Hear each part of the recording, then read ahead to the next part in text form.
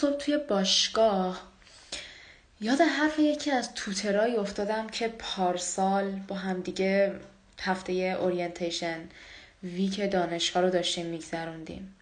خیلی حرفش ذهنم رو درگیر کرده بود. حرفی که فقط از این نشنیده بودم، از هر کی سوالم و راجع به باشگاه و ورزش کردن میپرسیدم شنیده بودم. داستانش چیه؟ بذارید که جمعیتتون بیشتر بشه راجبش با هم دیگه صحبت کنیم. بیاین بچه ها، بیاین که یه لایو خیلی دلی و جذابی داریم. We are telling your followers that you are started a live video. Come on. دیگه از خستگی زده به سرم. آخه بچه ها بدوین. بیاین. یه تایمی اومدم لایف فکر کنم ساعت 9 شب تازه تو ایران. چند شنبه هست امروز؟ 3 شنبه. بچه ها همه بیرونن و هنوز تو خونه ها ساکن نشدن. خیلی خدای شکرت.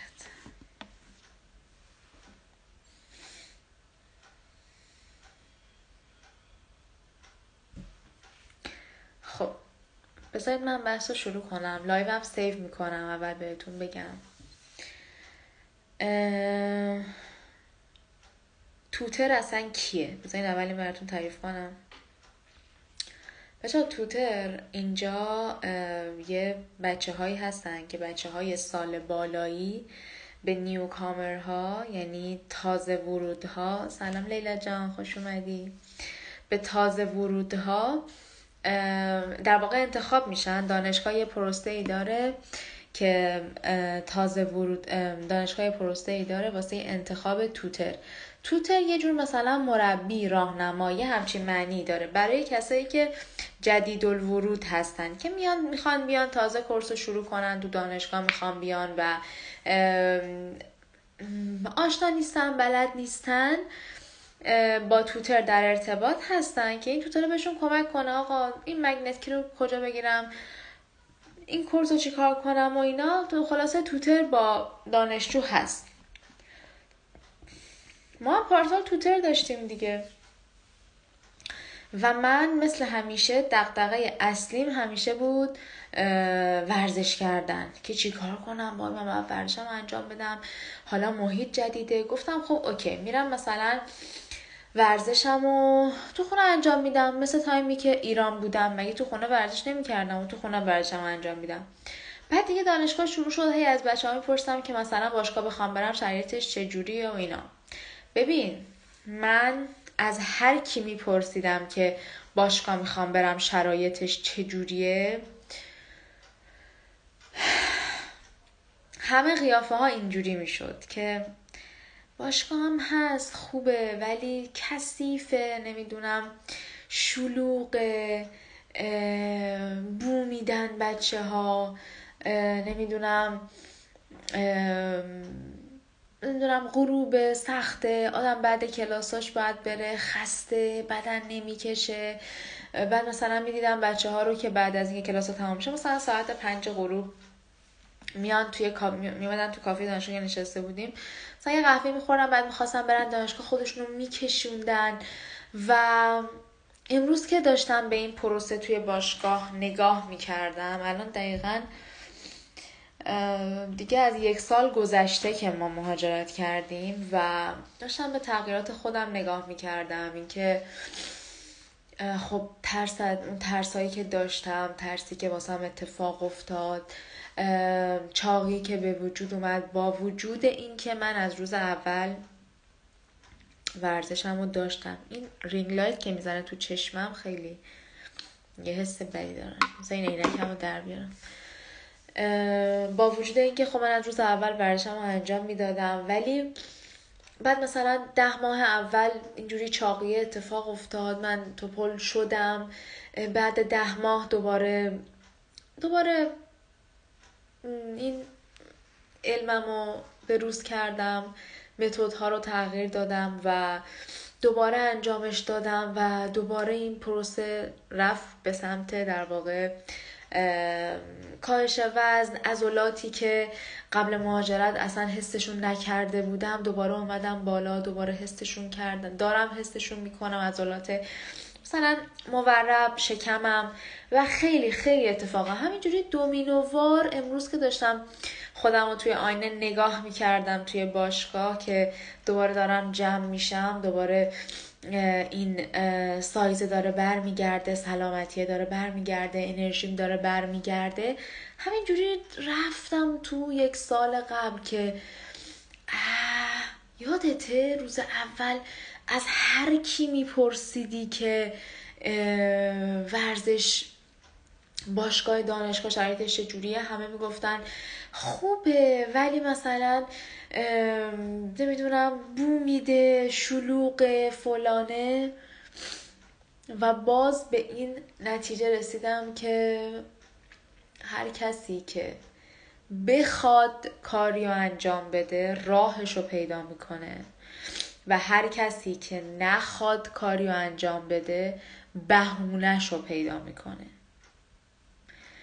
خب فکر کنید بچه ها، من از پارسال مثلا ورزش نمی کردم و همش میخواستم تو خونه باشم و چقدر شرایط سخت میشد. اینکه اصلا آدم باشگاه که میره، یه چیز بهتون بگم، واقعا ورزش کردن و باشگاه رفتن شما رو با خود واقعیتون روبرو میکنه. من روزی که به خودم اومدم و دیگه از اون در واقع اون انکار کردن واقعیت اومدم بیرون، خب من روزای اول که مثلا میدیدم حس میکردم که دارم سایزم زیاد شده، ولی خب انگار نمیخواستم باور کنم.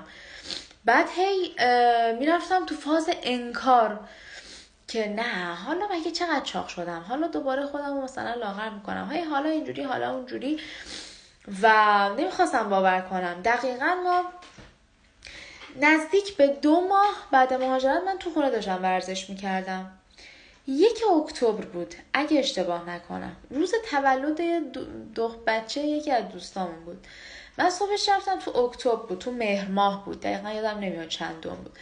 صبحش رفتم باشگاه، لباس ورزشی رو که داشتم میپوشیدم دیدم، احساس کردم این لباس رو که تو ایران میپوشیدم انقدر واسم تنگ نبود. یعنی یه چربی هایی داشتم احساس میکردم دور شکمم، روی جاهایی که قبل از اینکه مهاجرت کنیم حس نمیکردم و همون باعث شد به خودم اومدم. اگه من باشگاه نمیرفتم و فقط میخواستم به ورزش توی خونه پافشاری کنم، شاید خیلی دیرتر به خودم میومدم. میدونی قطعا ورزش توی خونه خیلی بهتر از ورزش نکردنه، ولی وقتی آدم شرایط باشگاه رفتن رو داره، باشگاه رفتن گزینه خیلی مناسب تریه. چرا؟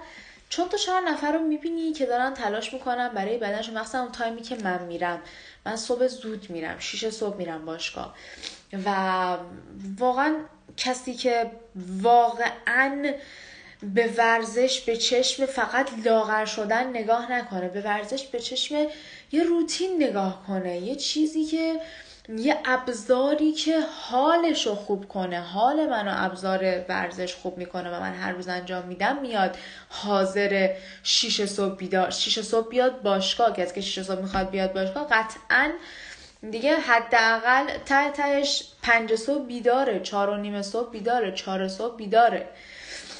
و ما همش دنبال بهونه ایم بچه ها، همش دنبال بهونه ایم برای همه کارهای نیمه تمومی که داریم، برای همش میندازیم گردن این و اون که این نذاشت اون نذاشت، باشگاه کثیفه، باشگاه شلوغه، نمیدونم بو میده.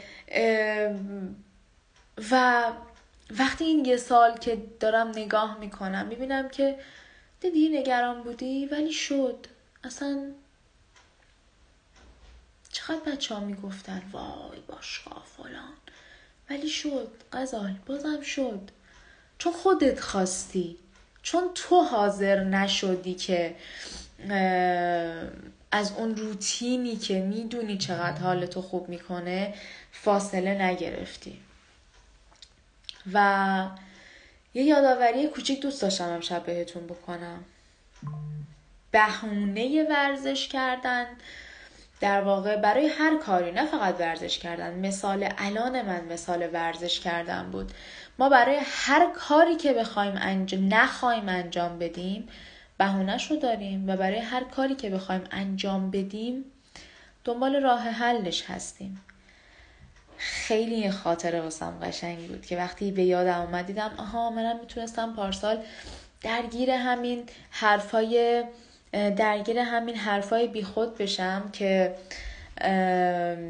آره ولش کن، درسام زیاده، شلوغه، باشگاه نمیرم، نمیدونم همه هستن، دانشجوها رعایت نمیکنن، کثیفه، بو میده، فلانه. و چی میشد؟ من ضرر میکردم. اگه باشگاه نمیرفتم من ضرر میکردم. اگه من باشگاه نمیرفتم بقیه که ضرر نمیکردن، بقیه که به بدنش ناصیبی نمیرسید. من ضرر میکردم اگه باشگاه نمیرفتم.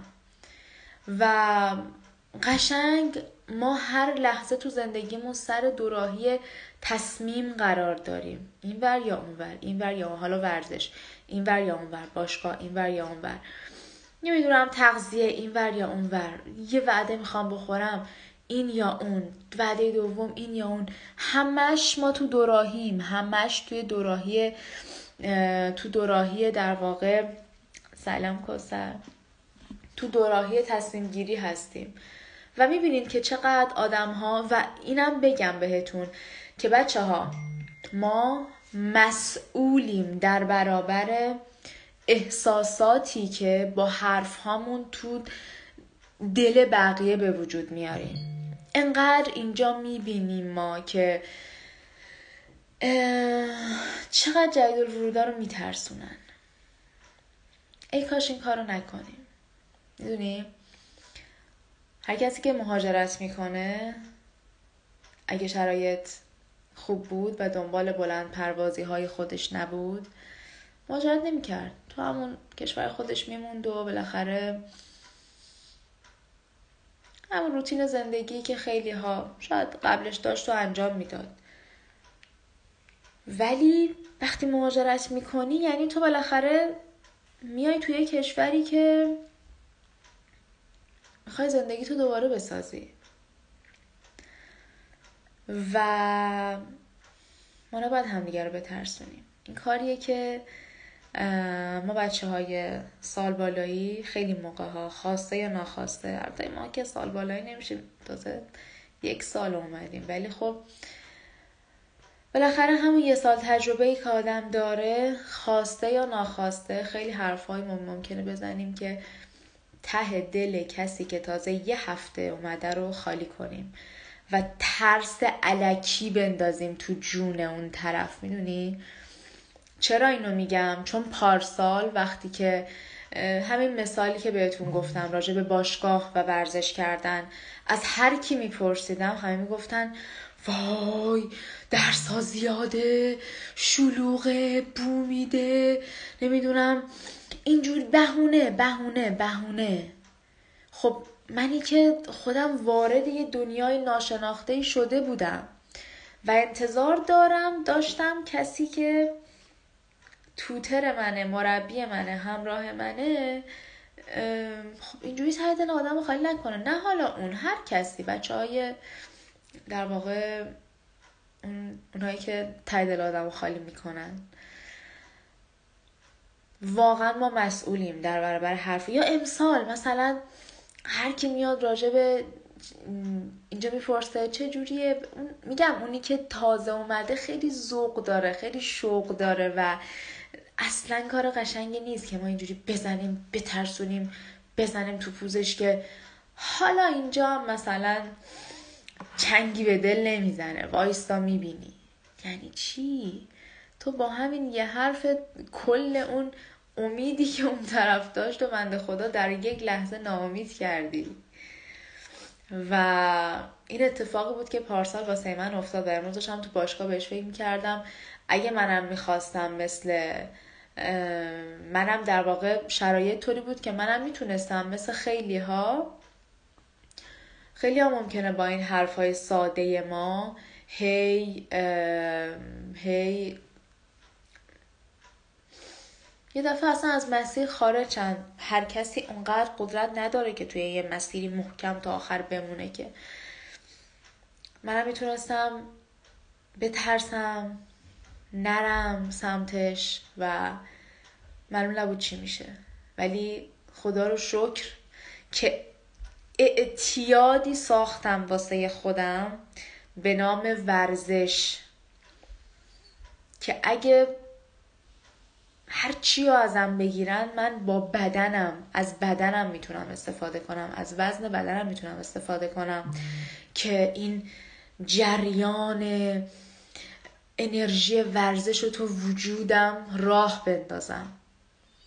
که خدا را شکر همه جا باشگاه هست و آدم همه جا میتونه از باشگاه استفاده کنه، ولی همدیگر رو نترسونیم. ماها مسئول احساساتی هستیم که با حرف زدن هامون ناخودآگاه تو قلب بقیه ایجاد میکنیم. همون احساساتی که یه دفعه اون طرف رو میریزه به هم، اون طرف ته دل طرف رو خالی میکنیم، میترسونیمش و این اصلا کار قشنگی نیست. بیان یاد بگیریم که همدیگر رو نترسونیم از در واقع از اتفاقایی که ما زودتر تجربهش کردیم و بقیه تازه میخوان وارد اون دنیا بشن. و 2 بهونه نیاریم برای ورزش نکردن. کسی که میخواد ورزش نکنه هزاران بهونه وجود داره و کسی که میخواد ورزش بکنه هزاران راه حل وجود داره. همین چقدر قشنگه که یه اعتیادی بسازیم واسه خودمون به اسم ورزش. امیدوارم که از این لایو لذت برده باشین. مراقب خودتون باشین تا لایو بعدی.